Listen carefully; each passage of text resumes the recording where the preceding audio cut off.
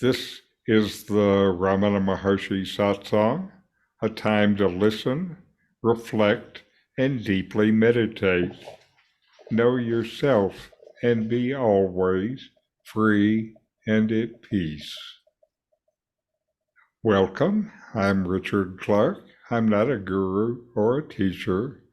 I love this teaching, so want to share it. I'm reading and commenting on the Avadhuta Gita.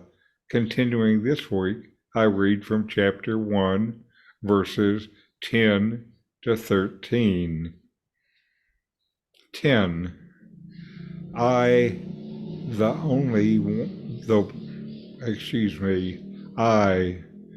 one only, am all this, beyond space and continuous.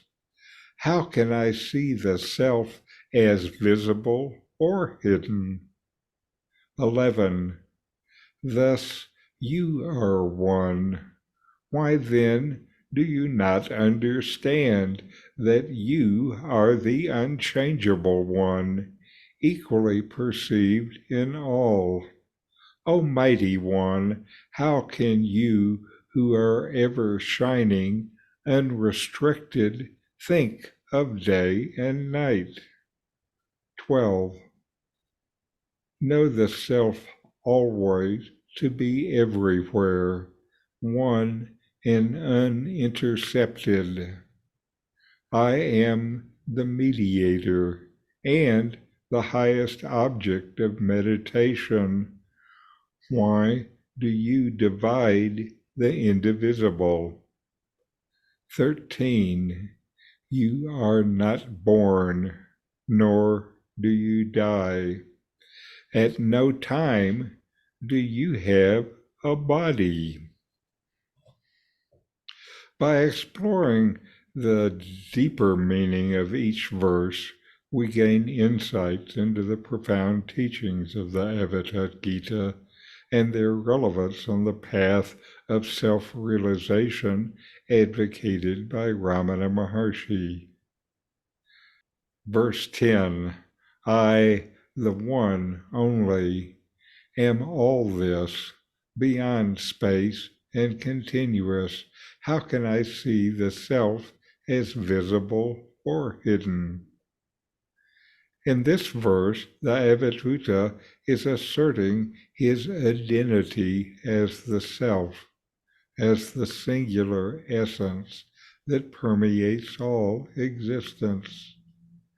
The phrase, I, the one only, emphasizes the oneness and indivisibility of the self.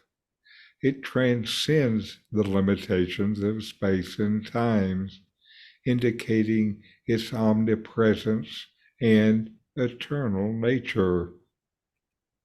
The self is described as continuous, without any interruption or division, highlighting its seamless and unchanging essence. This continuous nature implies that the self is beyond the influence of external factors or substances.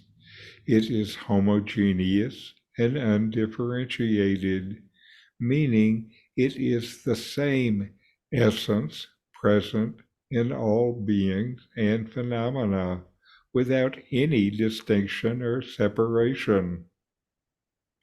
Verse 11, thus you are one.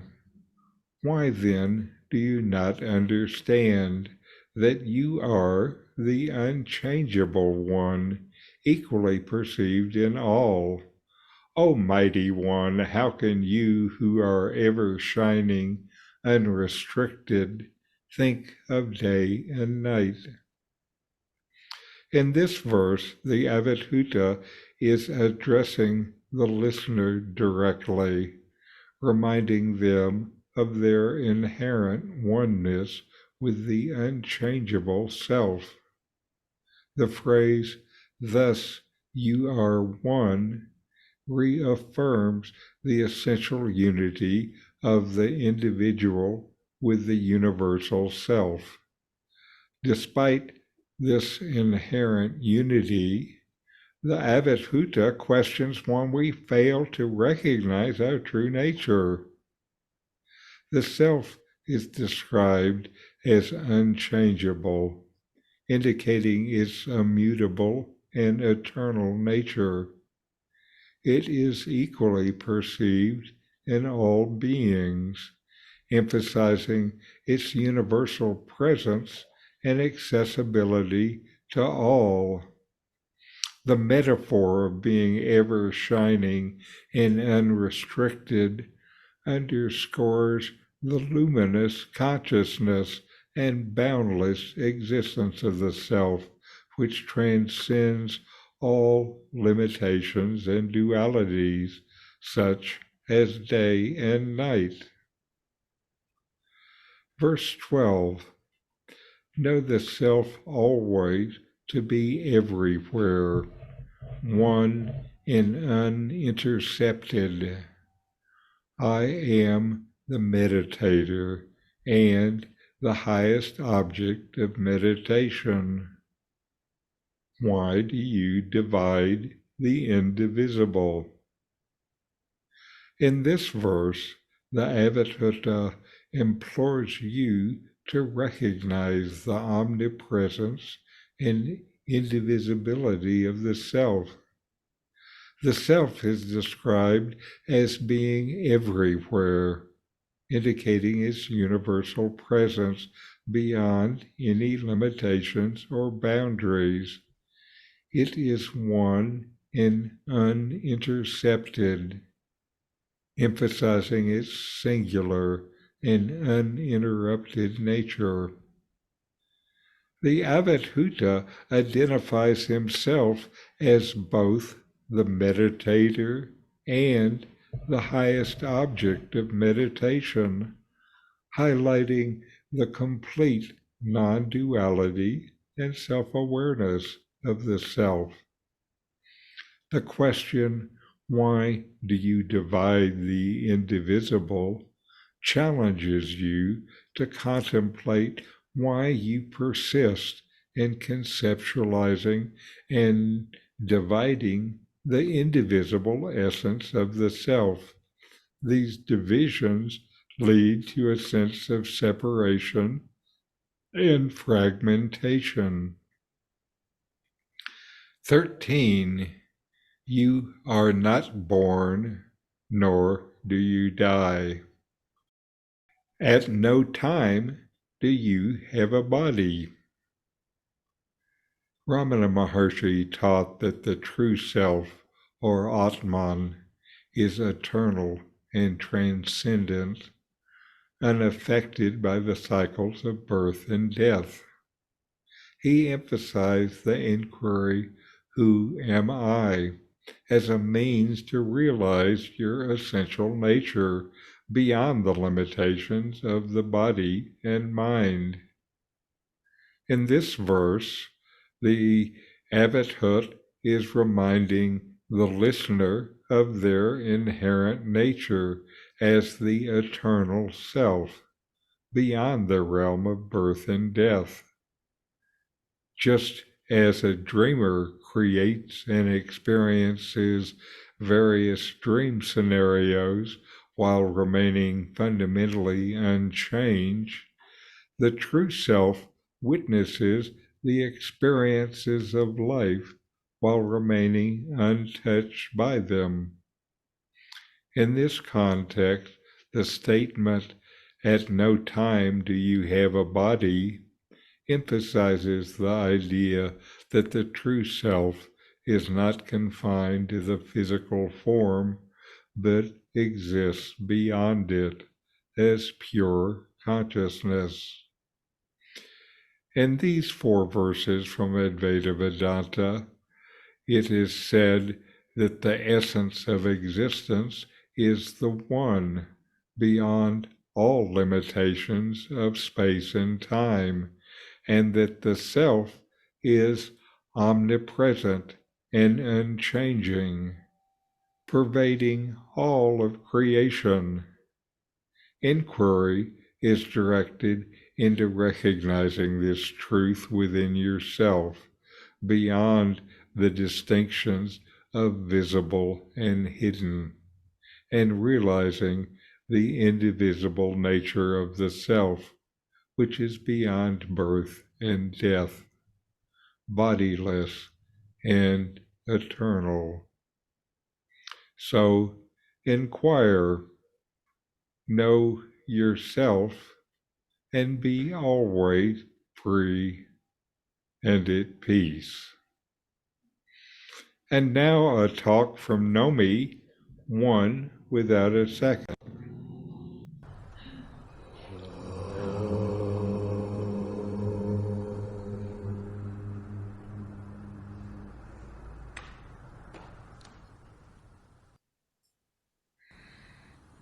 Steady abidance as the self is the natural state. It is not natural to imagine the one self as if it were divided, and to consider oneself as distinct from that self or God, which is Brahman, the vast absolute. Steady abidance as the self is a matter of self-knowledge, knowing what in truth our existence actually is. If we take what is subject to modification to be the self, if we mix up what is not the self with the self, then quite obviously there will not be steady knowledge, and there will not be steady happiness or peace. If we inquire and know ourselves as we are, we find that which is the essence of steadiness itself, the forever unmodified, unchanging real nature, which is being, consciousness, bliss. This being, consciousness, bliss, this true existence, is in truth forever undivided. An Upanishad says that where there is a second, there is fear. That is, where one imagines there is something other, a second, there is fear. There is the fear of the loss of happiness, the loss of existence. No one wishes to go out of existence, for everyone intuits that his happiness lies in his existence and is identical with it. Bliss and being are synonymous. If there is something other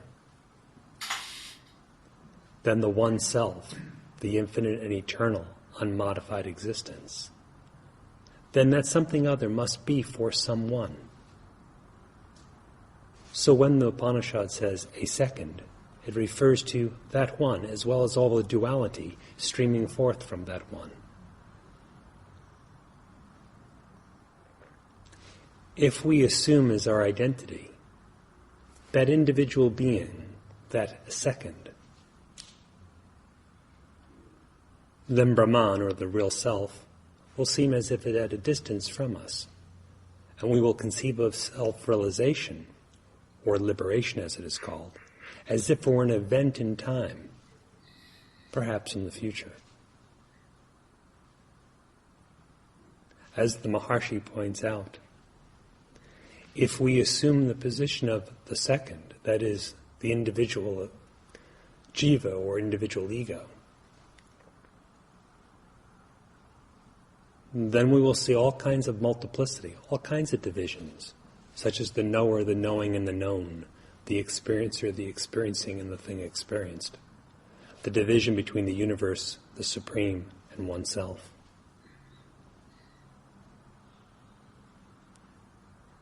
But Sri Bhagavan also says it is only so long as that individual is taken to be one's identity that such triads seem to exist. In truth, everything without exception is only the one undivided self-existence. How to abide steadily in the knowledge of that existence? That is what is important to know.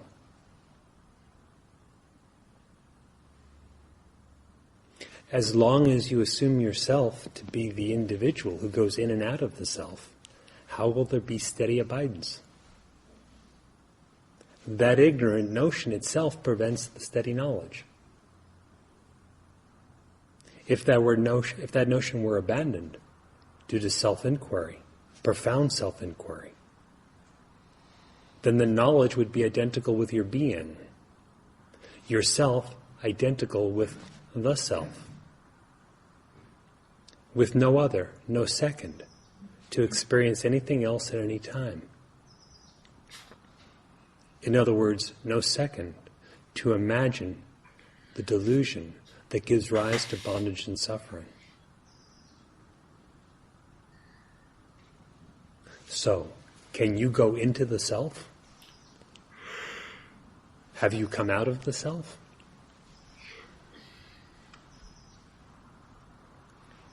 Can you be separate from God or Brahman? That you can say, I know that, or I don't know that?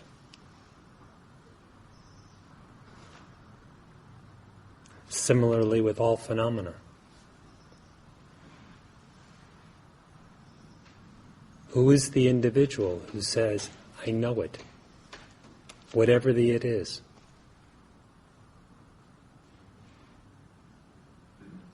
Whatever the phenomenon is, from subtle thought down to sensed objects. Who is it that says, I know, I experience, I perceive? If the individual is existing, duality could be true. Inquire deeply within yourself, focused upon your own existence, and examine what composes your supposed individuality.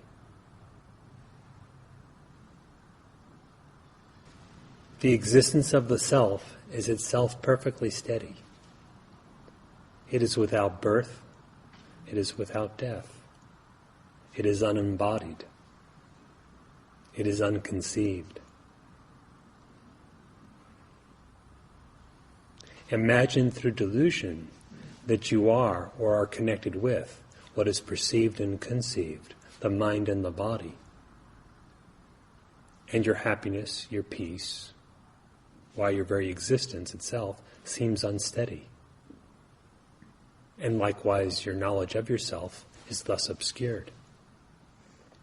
All the while, your real being, unembodied, unconceived, is unchanged, shining ever as pure consciousness, perfectly full, for it is never modified. Do you thus understand what you are? If you have doubts about it, or there is wavering in your experience, for whom are such doubts? For whom is such wavering? The supposed or assumed individual is himself the wavering.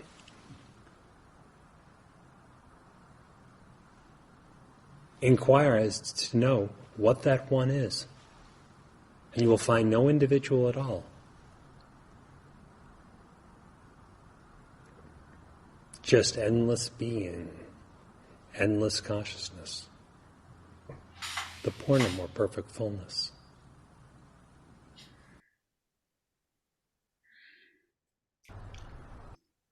All right, and now we'll take some time to inquire and make this teaching our own experience. Notice that you exist. You exist and you know that you exist. Now inquire, investigate within yourself. How does body identification contribute to a sense of separation from the universal self?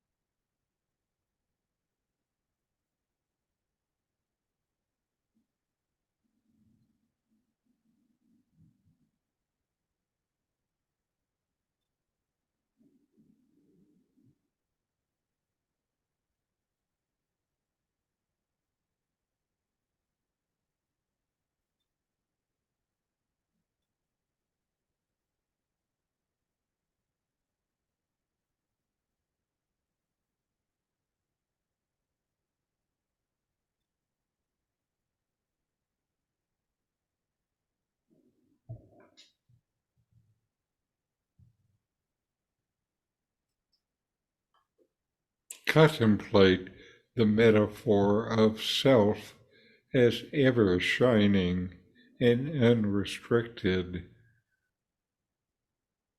What is ever shining and unrestricted within you?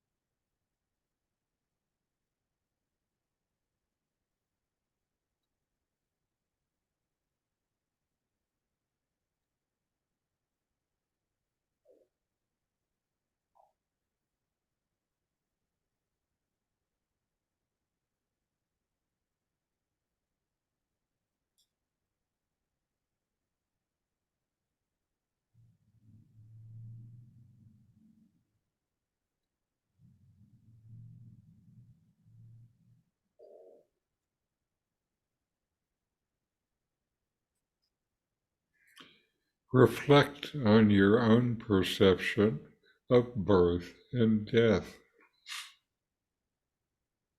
Who dies?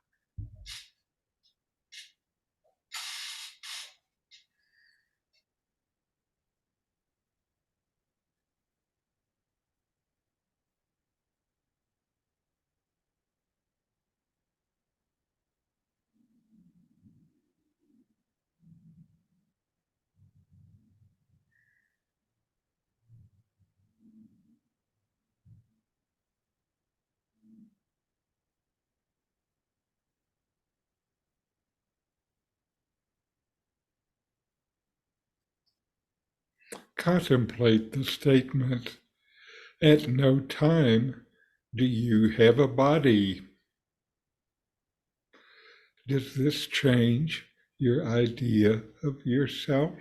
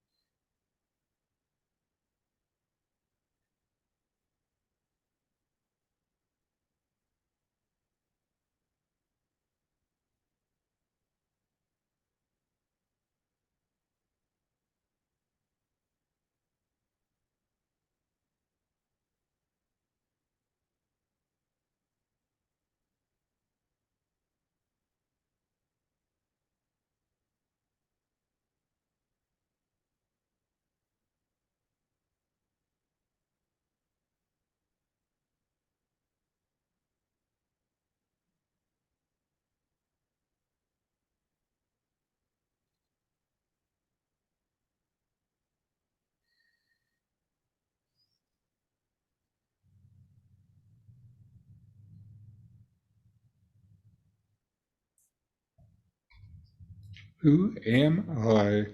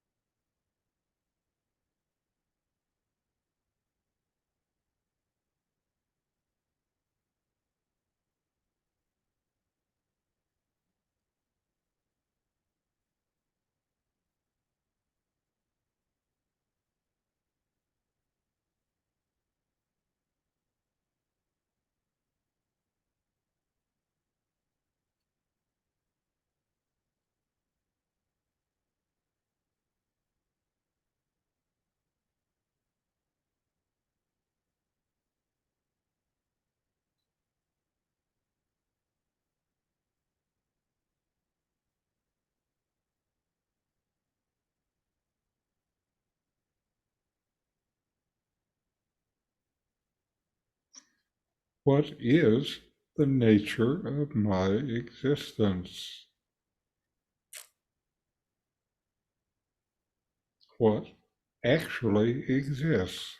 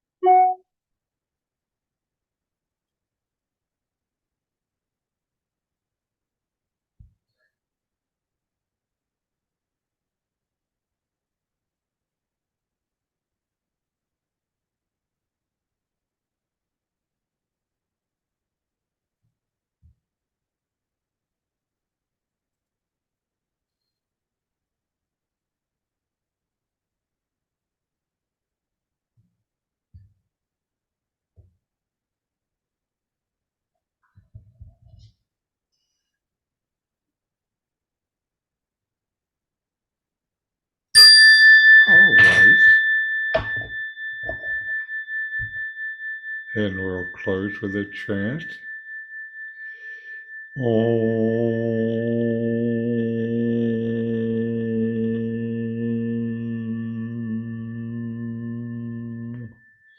Shanti, Shanti, Shanti. Om. Peace, peace, peace.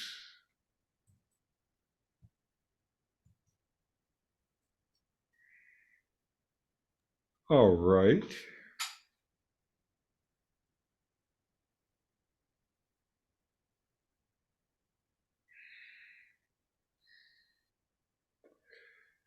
Now, the thing about existence and looking to see if you exist, which I ask you to do every time that we inquire, Ramana says that existence, this sat, is not something that is affected by Maya. You know, what we see, what we understand with our mind, all of that is the grounds that Maya plays, but existence is always real. And so one of the powers of asking yourself, do I exist, is you touch the reality. And that's what we want to do.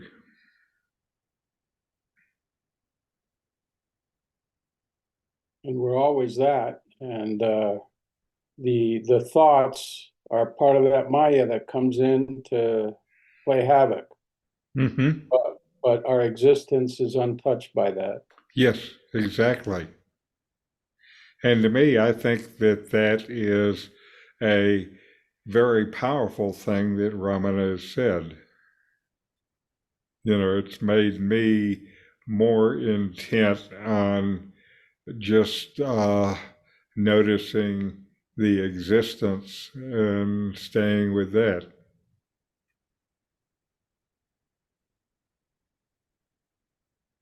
Yeah, that's why self-attention feels so good. Yes, yes.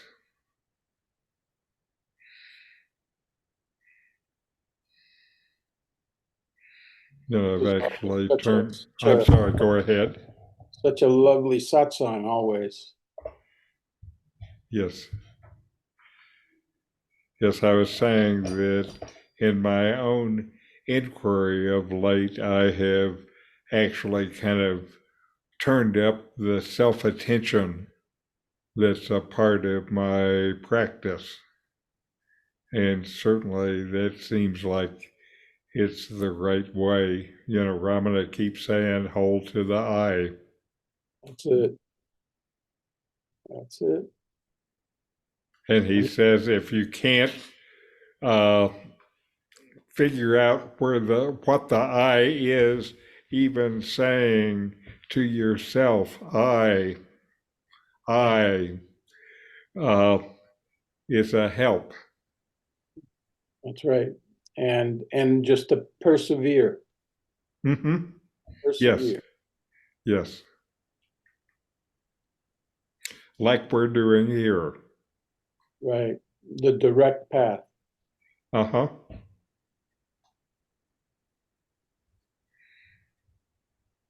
Anyway, thank you for joining me again today. That's Namaste. great. Have good Namaste. meditations, and we'll see you next week. These videos bring Ramana's teachings into your direct experience. Click subscribe to see more.